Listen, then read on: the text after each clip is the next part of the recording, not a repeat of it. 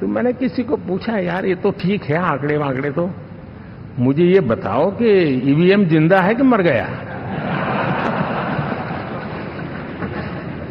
ये लोग तय करके बैठे थे कि भारत के लोकतंत्र और लोकतंत्र की प्रक्रिया के प्रति विश्वास ही लोगों का उठ जाए, और लगातार ईवीएम को गाली देना।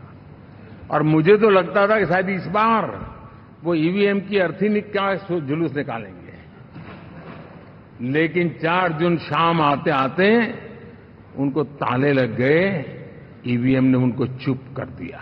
के लिए सबसे हाईएस्ट विक्ट्री है।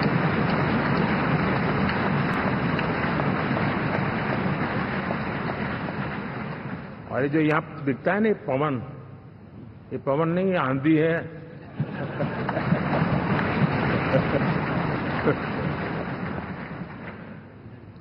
आंध्र ने इतना बड़ा हमारे प्रति जनमत दिया है। हिंदुस्तान के लिए एक सामान्य मानवीय की विकास की जो जिजीविषा है, उसका प्रतिबिंब है। और महाप्रभु जगन्नाथ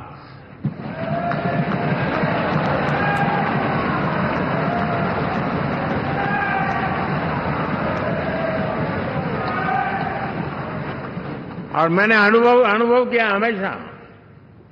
मैं हमेशा मानता हूं ईश्वर के अनेक रूप होते हैं, लेकिन जब मैं भगवान महाप्रभु जगन्नाथ जी को याद करता हूं तो मैं हमेशा मानता हूं ये गरीबों के देवता है।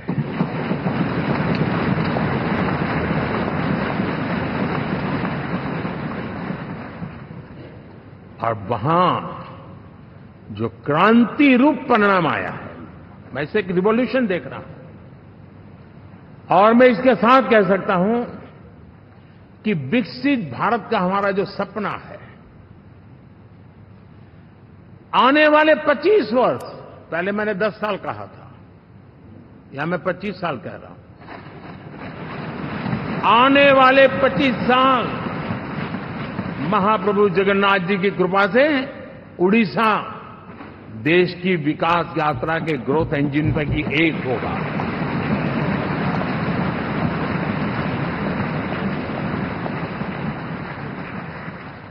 साथियों, हम लोग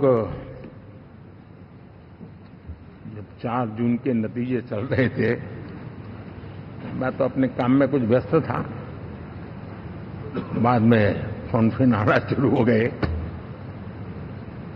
तो मैंने किसी को पूछा, यार ये तो ठीक है आंकड़े वांकड़े, तो मुझे ये बताओ कि ईवीएम जिंदा है कि मर गया?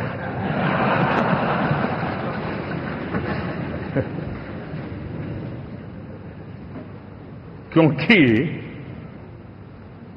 ये लोग तय करके बैठे थे कि भारत के लोकतंत्र और लोकतंत्र की प्रक्रिया के प्रति विश्वास ही लोगों का उठ जाए, और लगातार ईवीएम को गाली देना। और मुझे तो लगता था कि शायद इस बार वो ईवीएम की अर्थी का जुलूस निकालेंगे, लेकिन 4 जून शाम आते आते उनको ताले लग गए, ईवीएम ने उनको चुप कर दिया। ये ताकत है भारत के लोकतंत्र की, ये ताकत है भारत की निष्पक्षता की, ये भारत की ताकत है भारत के चुनावी तंत्र की, चुनाव आयोग की। और मैं मानता हूं कि ये आशा करता हूं कि 5 साल तो अब ईवीएम शायद मुझे नहीं सुनाई देगा, लेकिन जब 29 में हम जाएंगे तो फिर से शायद ईवीएम को लेकर के नाचने की शुरुआत करेंगे, क्योंकि इनके सुधरने की संभावना बहुत कम है। अब देखिए, चुनाव के समय मैंने पहली बार देखा, शायद हर तीसरे दिन इलेक्शन कमीशन के काम में रुकावट आए, इसके लिए सुप्रीम कोर्ट के दरवाजे खटखटाए गए, भांति भांति की एप्लीकेशन, और एक ही टोली थी। और लोकतंत्र के प्रति जिनका भरोभार अविश्वास है, ऐसे लोग सुप्रीम कोर्ट का उपयोग करते हुए कैसे रुकावट डाले, इसका निरंतर प्रयास करते रहे और चुनाव आयोग की ताकत का एक बड़ा हिस्सा अदालतों में इस पीक अवर्स में, चुनाव के पीक अवर्स में, यानी कितनी निराशा लेकर के ये लोग मैदान में आए थे कि उन्होंने पूरा हमला उसी इंस्टीट्यूट पे लगा दो ताकि चुनाव के कोई भी परिणाम आए हम दुनिया के सामने भारत को भी बदनाम कर लें। ये षड्यंत्र का हिस्सा था दोस्तों, और कभी भी देश उनको माफ नहीं करेगा। साथियों, इंडी गठबंधन वाले जब ईवीएम का विरोध करते हैं तो मैं सिर्फ एक चुनाव के रूप में नहीं देख रहा। मैं मानता हूं ये लोग मन से पिछली शताब्दी के सोच वाले लोग हैं। वे टेक्नोलॉजी को हम महत्व न समझते हैं, न टेक्नोलॉजी स्वीकार करने को तैयार है। और ये सिर्फ ईवीएम में दिखाई दिया ऐसा नहीं, यूपीआई में दिखाया। जब हमने कहा कि हिंदुस्तान के लोग डिजिटल ट्रांजैक्शन करेंगे, फिनटेक की दुनिया में आज हिंदुस्तान का नाम हो गया, मानने को तैयार नहीं। आधार आज देश की एक पहचान बना है। मैं तो देख रहा हूं कि मुझे कई देश कहते हैं कि हमें आधार की पद्धति से आगे बढ़ना है, आप कैसे मदद कर सकते हैं। उस आधार को रोकने के लिए सुप्रीम कोर्ट में बार बार जाकर के परेशानियां पैदा की। यानी मूलतः ये प्रगति के विरोधी, आधुनिकता के विरोधी, टेक्नोलॉजी के विरोधी इंडी अलायंस हमने देखा है। साथियों, इस देश के लिए ये भी चिंता का विषय है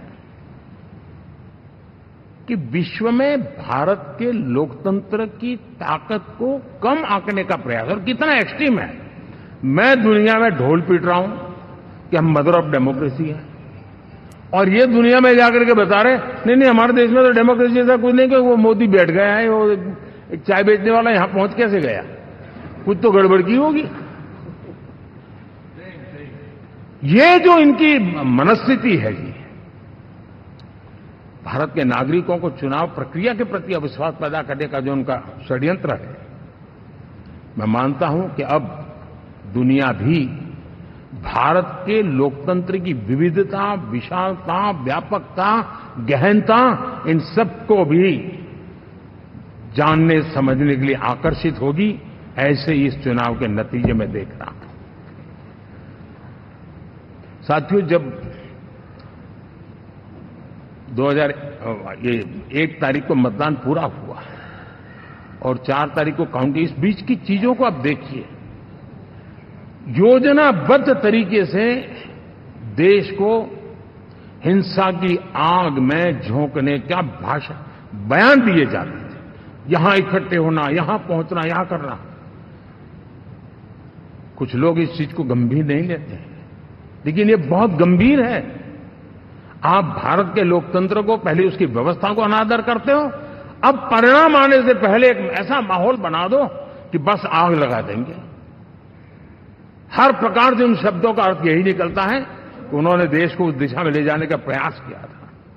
लगातार देश को गुमराह करने का प्रयास किया गया, देश के लोगों को बांटने का प्रयास किया। अरे चुनाव एक ऐसा लोकोत्सव होता है कि ज्यादा से ज्यादा लोगों को हम जोड़े, तोड़ने के लिए नहीं होता है। लेकिन हर प्रकार से कोशिश यही की गई है। साथियों, मैं मानता हूं कि 2024 के लोकसभा के चुनाव के जो नतीजे हैं, हर पैरामीटर से देखेंगे, दुनिया ये मानती है और मानेगी कि ये एनडीए का महाविजय है।